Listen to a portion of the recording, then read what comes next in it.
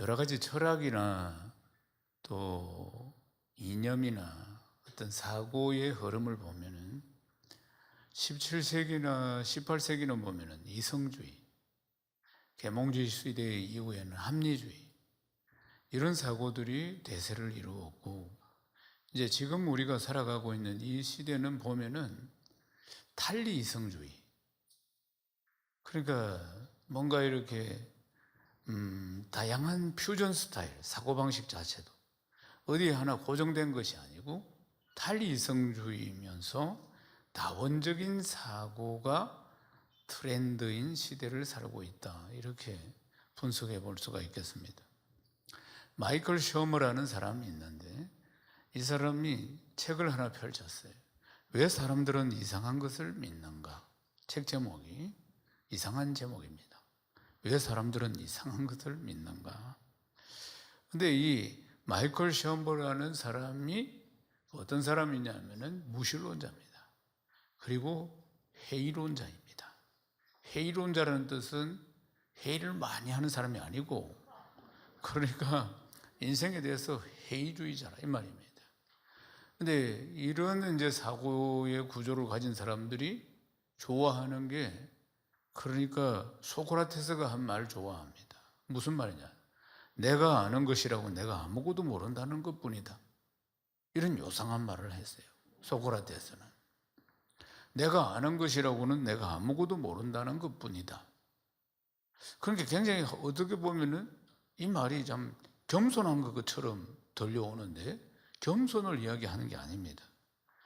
그러니까 이 말은 소크라테스가 하는 이야기는 자기는 절대 진리를 인정하지 않겠다, 이런 이야기인 것입니다. 그리고 절대 진리는 없다, 이렇게 진리에 대해서 부인하는 이야기예요.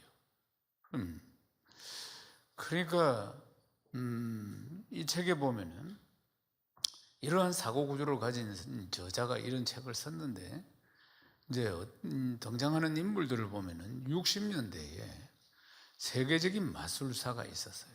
아주 세계 최고의 마술사. 누구였느냐면 제임스 랜디라는 사람입니다.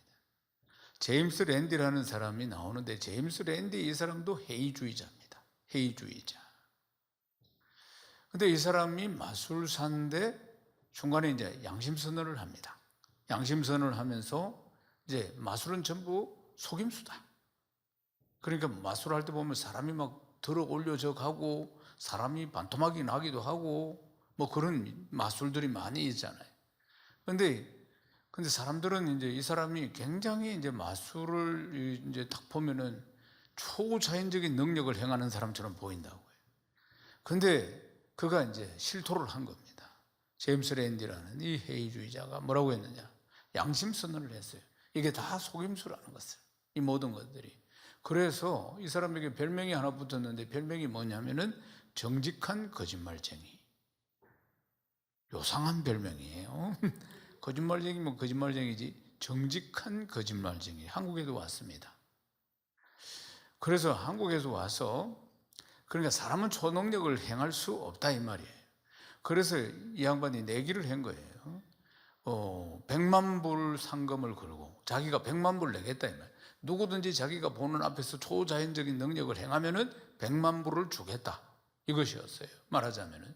그러니까 인간은 속임수지 절대로 초자연적인 능력을 행할 수 없다, 이걸 증명해 보이는 것입니다, 말하자면은.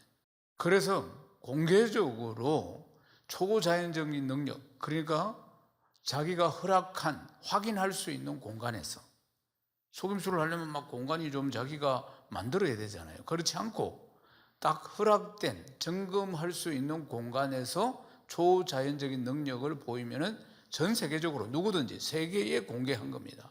100만 불을 주겠다. 100만 불이면 지금 달러로 환산하면 한 13억쯤 됩니다. 13억을 주겠다, 그렇게 이야기했는데 아무도 도전한 사람이 없었습니다. 무슨 뜻인가? 지금 인간은 초자연적인 능력을 행할 수가 없다는 이야기예요. 그러니까 이 땅에 인간은 초자연적인 능력을 행할 수 있는 사람이 없는 겁니다, 말하자면. 그건 다 뭔가의 속임수라, 그 말이죠. 그렇다면 하나님은 그럼 우리를 만드셨는데, 하나님은 우리를 어떻게 만드셨느냐? 하나님은 그럼 우리가 초자연적인 능력을 행할 수 있는 그런 사람으로 만드셨느냐? 천만에 아닙니다. 하나님이 처음에 아담과 하와를 만드실 때 어떻게 만드셨어요? 흙으로 만드셨다고 했죠. 하나님께서 흙으로 빚어서 그 안에 생기를 불어넣어서 우리를 만드셨다. 그런데 이 흙이라는 게 원어를 보면은 먼지, 티끌 이런 뜻이라 그 말입니다. 사랑하는 여러분, 맑게 깨끗하게 닦아놓은 유리창에 끼인 먼지 보셨죠? 여러분 거울 같은 손거울이라도 먼지가 앉는 거 보셨죠? 아침에 청소하고 나갔는데 오후에 보면 먼지가 싹 이렇게 앉아있는 거 보셨죠? 그런 먼지 같은 존재가 바로 우리입니다. 그러니까 흙도 결국은 먼지, 티끌이 모여가지고 흙이 되는 거 아니겠어요? 말하자면 우리의 존재는 그런 존재예요. 그러니까 초능력을 행하는 그런 존재가 아니고 우리는 먼지 같은 존재라는 것을 기억해야 하는 것입니다. 사랑하는 여러분, 먼지 같은 존재가 뭡니까? 먼지는 훅 불면 꺼지는 게 먼지예요. 지난밤에도 훅 하나님이 부르셔가지고 꺼진 인생들도 사라진 인생들도 많이 있는 거 아니겠습니까? 지난밤에 자는데 119가 뱅뱅뱅뱅 소리가 얼마나 아주 크게 들리든지 우리가 우리 인생을 어떻게 알 수 있어요? 여러분 오늘도 훅 하나님이 창조주가 부르면 우리는 끝나는 인생이에요. 나사 하나만 돌려도 끝나는 인생 아닙니까? 말하자면은. 그런데 무슨 초능력을 행할 수 있습니까? 없습니다. 우리라는 존재를 잘 알아야 됩니다. 사람은 어떤 존재인가? 먼지와 같은 존재다. 먼지와 같은 존재인데 먼지라고 생각하면은 훅 불면 사라지는 것. 이런 존재가 바로 우리라 그 말이에요. 그런데 하나님께서 왜 우리를 만드셨는가? 티끌과 같은 존재인데 먼지와 같은 존재인데 그렇다면 하나님이 왜 사람을 만드셨는가? 사람을 만드신 목적은 예배를 받기 위함입니다. 하나님께서 오늘처럼 이렇게 주회전에 다 나오게 하셔서 하나님께서 예배를 받으시기 위해서 우리의 예배를 받으시기 위해서 우리를 창조하신 것입니다. 이것이 우리가 창조된 목적이라는 걸 알아야 합니다. 우리는 참 연약한 부족한 먼지 같은 존재인데 티끌과 같은 존재인데 하나님께서 왜 티끌을 모아가 흙으로서 우리를 생기를 불어넣어서 만드셨느냐? 하나님께서 예배를 받으시기 위해서 목적이 딱 하나입니다. 하나님이 오늘 이처럼 예배를 받기 위해서 우리를 창조하신 것입니다. 그러면 사람이 사람답게 사는 길이 뭐겠습니까? 하나님의 창조의 목적을 제대로 알아야 되는 것이죠. 우리는 훅 불면 꺼지는 그런 연약한 부족한 인생인데 그런데 전능하신 하나님께서 우리를 통해서 예배를 받기를 원하신다. 사랑하는 여러분, 그러니까 사람이 사람답게 살아가는 것이 무엇입니까? 하나님 앞에 예배드리는 삶을 사는 것입니다. 그게 사람의 본분이라는 것을 기억해야 하는 것이에요. 사랑하는 여러분, 우리는 다 연약하고 부족한 죄인 아니겠습니까? 우리는 다 부족한 죄인입니다.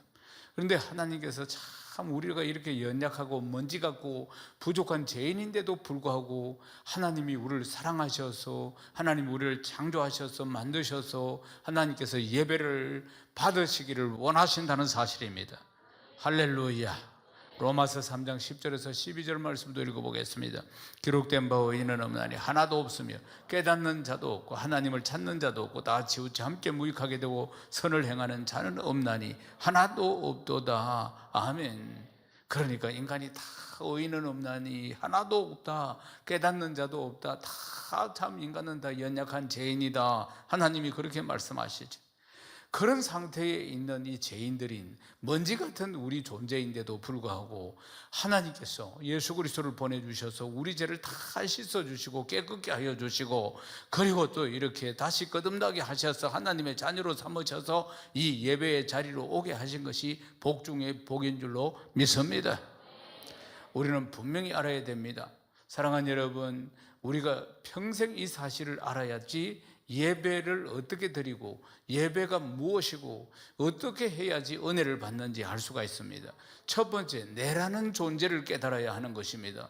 우리가 뭐 대단한 존재가 아니고 바로 먼지 같은 존재라고 하잖아요. 우리가 티끌과 같은 존재예요. 그리고 의인은 없나니 하나도 없다고 말씀하지 않습니까? 우리가 다 죄인이라 그 말입니다. 그런데도 불구하고 하나님께서 우리를 통해서 예배를 받으시기를 원하신다는 것이에요. 하나님의 형상으로 우리를 만드시고 예수님 보내주셔서 우리 죄를 다 씻어주시고 하나님 택한 백성 삼아주셔가지고 우리의 예배를 하나님이 기쁘게 받으시겠다는 것 아니겠습니까?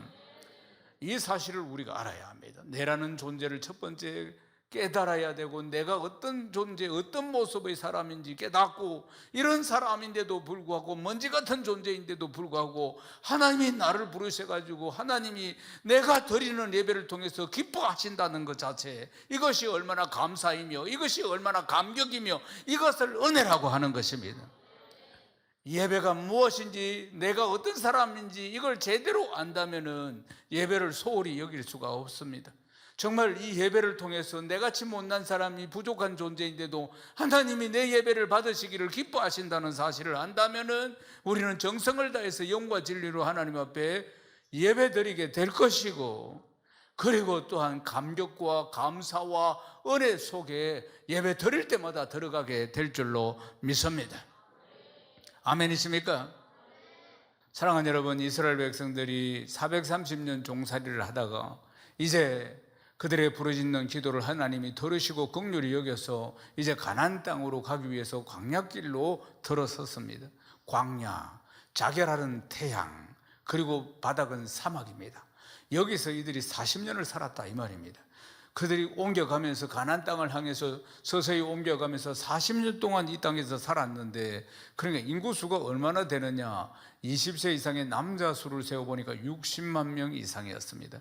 이들은 다 결혼을 했으니까 가족들이 서너 명씩 있을 거니까, 그러면 이제 대충 잡아도 200에서 한 300만 명의 이스라엘 백성들이 지금 광야를 이동하고 있다는 사실입니다. 300만 명입니다. 부산 인구가 300만 명입니다. 300만 명 남짓 되는 이 인구가 지금 함께 더불어서 옮겨가고 있다는 것을 한번 생각해 보십시오. 이들이 한 300만 명, 200에서 한 300만 명 좋게 되는 이 인구가 이동을, 광야에서 이동을 한 지 석 달쯤 되었을 때 시내산에 도착을 하게 됩니다. 여기서 이제 하나님과 언약식이 벌어집니다. 하나님께서는 내가 너희의 하나님이고 너희들은 나의 백성이다, 이런 언약식이 있었어요. 그리고 또 하나님께서는 내가 너희들의 하나님이고 너희들은 내 백성이라는 상징으로 하나님께서는 성막을 짓도록 명령하셨어요.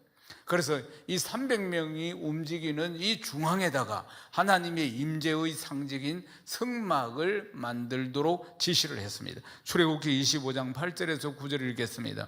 내가 그들 중에 거할 성소를 그들이 나를 위하여 짓되 물은 내가 내게 보이는 모양대로 장막을 짓고 기구들도 그 모양을 따라 지을지니라. 아멘.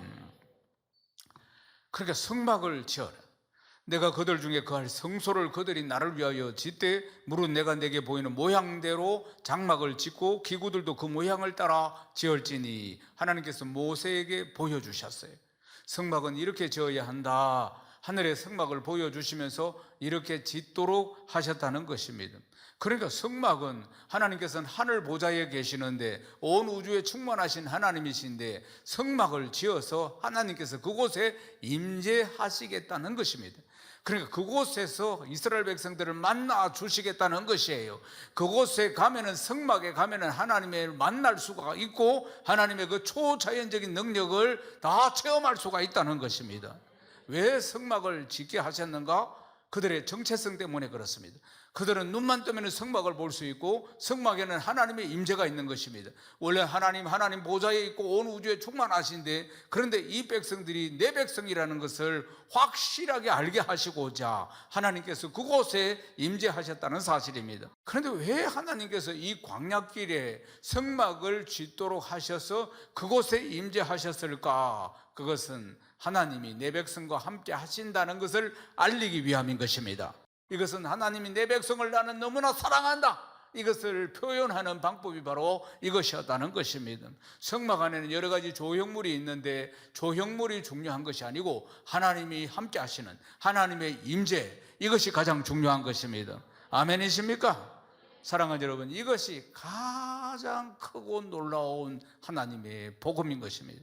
전적으로 타락하고 무능한 죄인인데도 불구하고 하나님께서 이 죄인들과 함께 하신다는 것이에요. 택한 백성 삼으셔가지고 그곳에 함께 하신다는 것입니다. 아멘이십니까?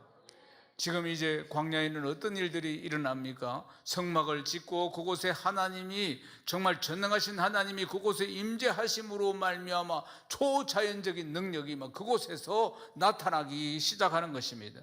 그러므로 하나님을 잘 몰랐던 이 백성들이 결국은 다 하나님과 멀어졌던 자들이 그 성막을 통해서 하나님이 어떤 분인지 알게 되고 하나님께로 돌아오는 역사들이 일어났다는 사실입니다. 이스라엘 백성들이 12지파입니다. 하나님께서 성막을 중앙에 짓게 만드시고 그 부근에 다 12지파를 배치를 하셨는데, 이들을 보면은 가장 중심에 성막이 있고 12지파가 쭉 이쪽 동서남북으로 배치가 되어 있는 것을 볼 수 있습니다. 그들이 눈만 떴다 하면 성막이 딱 보이도록 하나님이 하셨어요. 성막이 뭡니까? 하나님을 만나는 장소예요. 하나님의 임재의 장소예요. 아멘이십니까? 사랑하는 여러분, 그러면 오늘날 우리는 어디에서 하나님의 임재와 하나님을 만날 수 있습니까? 바로 지금 우리가 앉아서 예배를 드리는 이 예배당인 줄로 믿습니다.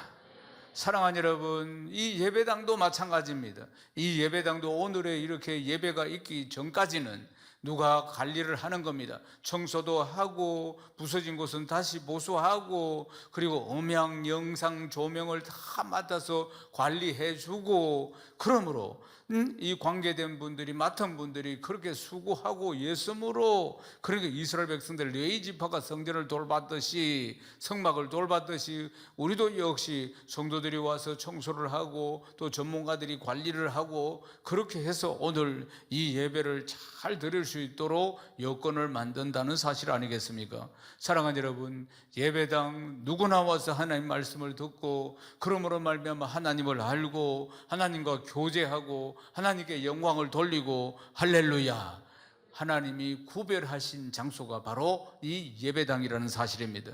또 이 예배당은 만인이 기도하는 집입니다. 이사야 56장 7절 말씀 읽겠습니다. 내가 곧 그들을 나의 성산으로 인도하여 기도하는 내 집에서 그들을 기쁘게 할 것이며 그들의 번제와 희생을 나의 제단에서 기꺼이 받게 되리니 이는 내 집은 만민이 기도하는 집이라 일컬음이 될 것임이라. 아멘. 여기는 기도하는 집 아니겠습니까? 언제든지 와서 하나님 앞에 부르짖고 기도하면 늘 하나님이 응답해 주시고 만나 주시고 위로하여 주시고 새 힘을 더하여 주시는 곳이 바로 이곳이라는 것입니다. 사랑하는 여러분, 예배당은 특별히 구별된 공간임을 볼 수가 있습니다. 예배당, 사랑하는 여러분, 이렇게 좋은 예배당에서 우리가 예배를 드리고 있는 것이 복의 복인 줄로 믿습니다. 우리는 구별하여 드리는 시간, 구별하여 드리는 물질, 구별하여 드리는 삶을 통해서 하나님 앞에 우리가 예배를 드리는 것입니다. 사랑하는 여러분, 오늘 본문 말씀에 보면은 하나님께서 명령하신 장막 세우기가 이제 다 마무리된 것을 볼 수가 있습니다. 사랑하는 여러분, 모세가 광야에서 하나님 보여주신 대로 성막을 만들었습니다. 이 성막은 텐트로 만들었는데 이제 40년 동안 광야길에서 이동을 합니다. 그러고 나서 이제 다윗과 솔로몬을 통해서 멋있는 성전을 짓게 됩니다. 솔로몬이 그 멋있는 성전을 이제 아버지 다윗이 준 이런 여러 가지 자재를 통해서 아름다운 성전을 만들고, 그곳에 하나님이 임재하셨고, 오늘 이 시대를 살아가는 우리는 거듭난 그리스도인 우리의 몸을 하나님이 성전 삼고 이곳에 하나님이 계시는 줄로 믿습니다. 아멘이십니까? 사랑하는 여러분, 이스라엘 백성들은 하나님의 임재의 상징으로 성막을 만들게 하셔서 하늘 보자 저 멀리 계시는 것이 아니고 이곳에 와서 임재하시면서 그들을 만나 주셨다는 사실 아니겠습니까? 사랑하는 여러분, 만나 주셨다는 게 무슨 뜻입니까? 구원의 길을 열어 주셨다는 것입니다. 하나님이 우리를 만나 주셨다는 것이 무슨 뜻입니까? 우리에게 죄인인 우리의 죄를 용서하시고 우리에게 구원의 길을 열어주셨다는 뜻 아니겠습니까? 사랑하는 여러분, 이스라엘 백성들은 하늘에 계시는, 하늘 보좌에 계시는 전능하신 하나님을 이제는 성막에서 그들이 만날 수 있게 되었다는 사실입니다.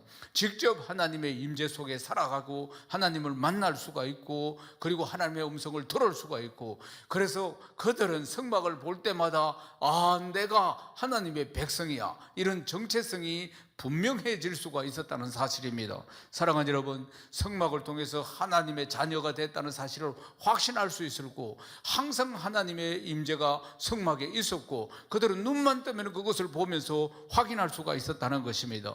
그러니까 하나님께서 이 성막을 통해서 이 백성들과 항상 동행하는 삶을 살았다는 거 아닙니까? 이들이 40년 광야길을 옮길 때마다 하나님의 성막은 항상 그곳에서 중앙에 위치해 있었고, 그곳에 하나님의 임재가 확실하게 있었다는 사실입니다.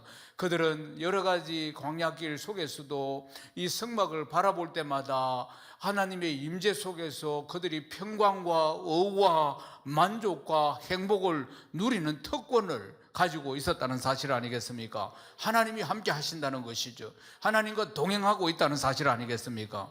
그러니까 성막에서 봉사하고 섬기고 하는 일들이 얼마나 기쁨이 넘쳤겠느냐 하는 것입니다. 그들은 성막을 바라보면서 평안을 느끼고, 성막을 바라보면서 안심하고, 성막을 바라보면서 즐거워하고 하나님의 영광을 누리는 삶을 살았다는 것입니다. 사랑하는 여러분, 태초에 하나님께서 천지를 창조하시고 사람을 만드시고, 그리고 그 사람을, 아담과 하와를 어디에 살게 하셨느냐 하면은 에덴 동산에 살게 하셨습니다. 그때는 인간이 죄를 짓기 전이니까 그곳에서 영원한 행복 속에서 하나님과 함께 하나님의 임재 속에서 살도록 만드셨는데, 인간이 죄를 짓고 에덴 동산에서 쫓겨난 거 아니겠습니까? 그때부터 저주가 찾아오고, 고통이 찾아오고, 질고가 찾아오고, 죄의 삭은 사망인데 그때부터 죽음이 찾아오고, 그리고 한 번 죽는 것은 정한 것이고 그 다음 심판이 왔습니다. 사랑하는 여러분, 그런데 이스라엘 백성들이 성막이라는 것이 어떤 것이냐면 잃어버린 에덴 동산을 회복한 것입니다. 에덴 동산은 뭐가 있었습니까? 하나님의 임재가 있었잖아요. 하나님의 임재. 그러니까 이 성막이라는 것은 잃어버린 에덴 동산을 회복한 거예요. 그들이 무엇 때문에 에덴 동산에서 쫓겨났습니까? 죄 때문에 쫓겨난 것 아니겠습니까? 그래서 성막을 만드시고 하나님께서 구원의 길을 열어주셔서 마치 이 성막은 에덴 동산과 같이 그들에게 평안을 주고 기쁨을 주고 행복을 주는 것이었다는 사실입니다. 사랑하는 여러분, 오늘날의 이 예배당이 바로 그런 것입니다. 아멘이십니까? 이 예배당, 지금 예배를 드리고 있는 우리 풍성한 교회가 바로 하나님을 만날 수 있는 특별한 공간임을 믿습니다. 우리는 이곳에서 부르짖고 기도해서 하나님을 만나고 예배를 드리면서 감격 속에서 하나님을 만나는 거 아니겠습니까? 사랑하는 여러분, 이스라엘 백성들이 성막을 보고 하나님의 임재와 자신의 정체성을 분명히 했던 것처럼 우리는 풍성한 교회를 바라보면서 내가 우리 풍성한 교회 이 시냇가에 심은 나무라는 사실을 늘 확신하시고, 더 적극적으로 하나님의 말씀을 사모하시고, 더 적극적으로 예배를 사모하시고, 더 적극적으로 하나님을 기쁘게 해드리는 복된 예배자 다 되시기를 주님의 이름으로 축원합니다. 이제 말씀을 마치겠습니다. 사랑하는 여러분, 여러분 모두 다 행복해지기를 원하시죠? 그렇습니다. 불행해지기를 원하는 사람이 누가 있겠습니까? 모두 다 어제보다는 오늘 더 행복하고 오늘보다는 내일 더 행복한 삶을 살고자 하는 게 인간의 모든 원초적인 바람 아니겠습니까? 사랑하는 여러분, 참 행복은 하나님 안에 있습니다. 하나님 안에. 참 행복은 하나님 안에 있습니다. 우리가 하나님 안에 있을 때 이 행복을 누리게 되는 것을 언제나 기억하시기를 주님의 이름으로 축원합니다.